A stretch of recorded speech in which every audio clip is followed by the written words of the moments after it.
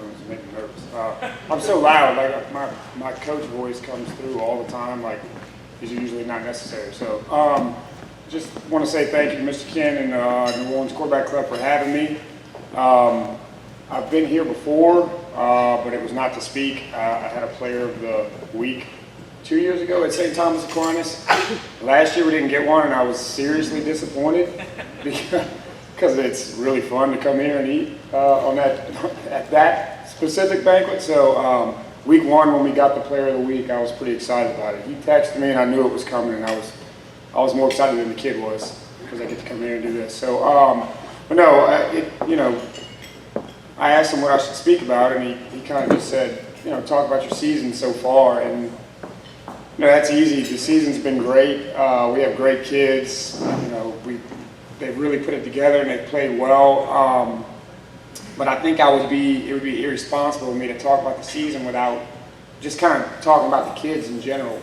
Got to Mandeville last year, and it was coming from St. Thomas Aquinas, completely different atmosphere, environment. It was a 2A school, coming to a big 5A school, 2,000 kids in the school.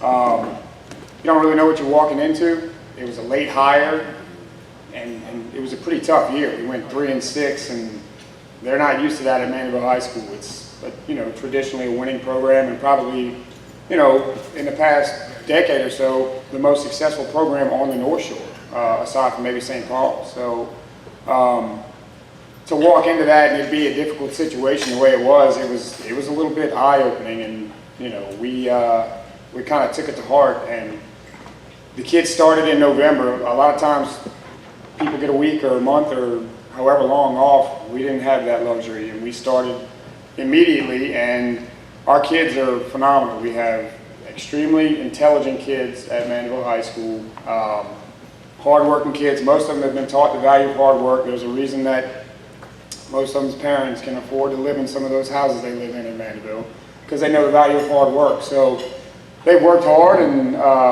look, there's 5:45 a.m. workouts. There's 4 days a week lifting.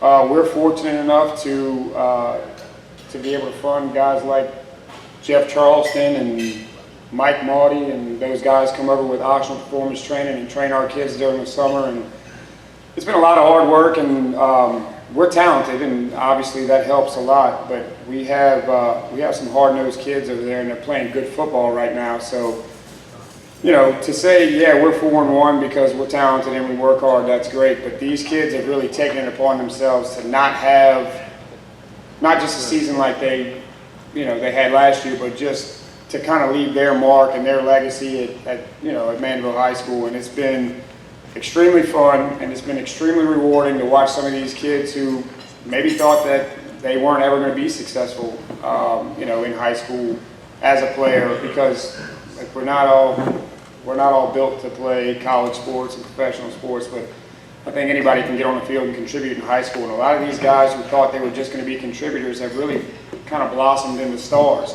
And it's been fun to watch, and I think that's kind of the value and the reward of being a high school football coach. So, as far as the season goes, 4-1, that's exciting. We've won some good games. We played a really, really, really tough Mandeville team week 2.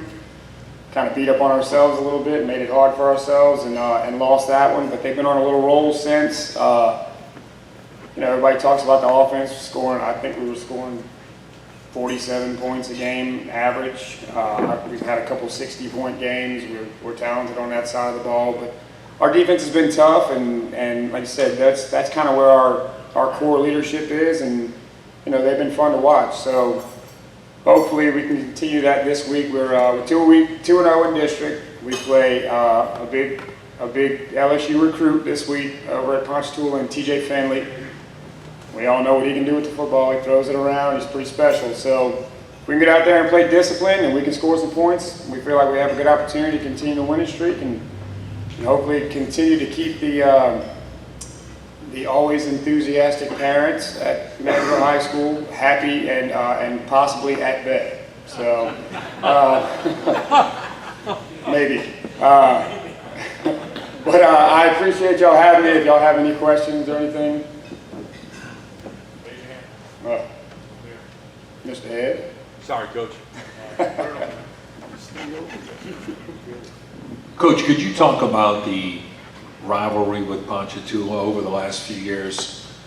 This seems like it's really kind of ratcheted up, both really good programs, and the game seems to mean a lot to both schools.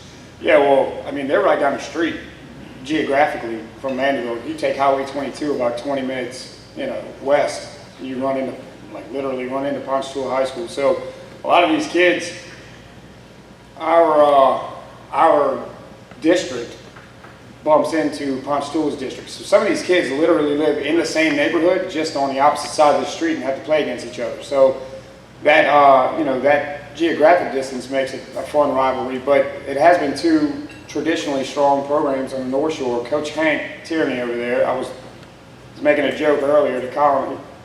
He always texts me when he finishes his text, he's just pandering. He's saying, oh, Coach, you're the man. I'm the man. This is Hank Tierney telling me I'm the man. I'm a peon. So, but it has been fun, and he's awesome to deal with, and he was my first win as Mandeville's head coach last year at Ponchatoula, and our kids, when you know guys like that, you kind of take it a little bit more personally. So it's fun. It's a fun rivalry, and it's a good game always. Can I ask you one more question? Yeah. Coach, I know we were talking about this earlier, the back at Slidell. If you could tell everyone how good a player do you think he is? I know he's gotten some attention, but a lot of us think exactly. If he hasn't gotten everybody's attention, he hasn't gotten enough. He is, look, I've been fortunate to coach against a bunch of really good football players. That guy he's special. And I felt compelled to tell him after the game.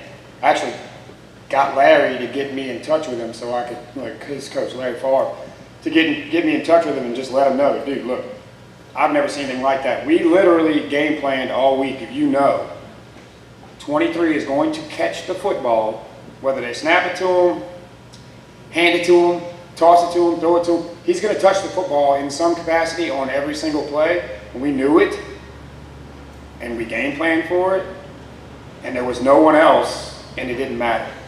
He had 36 carries for 223 yards, and he touched the ball 36 times in the backfield, and that's on plays that didn't get called back for penalties or whatever. He is special. At one point, our kids were going over and helping him up because he would get tackled and they just had no gas left. And then, like I said, 36 carries for 223 yards and 2 touchdowns, and he had 10 receptions for 120 yards and a touchdown.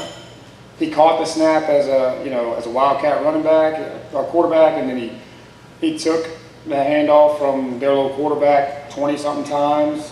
He split out, he'd go in motion. He was all over the place. And like I said, we knew it was coming, we still couldn't stop it. He's special. If he hadn't gotten I said in my post-game interview, they're asking me about my kids.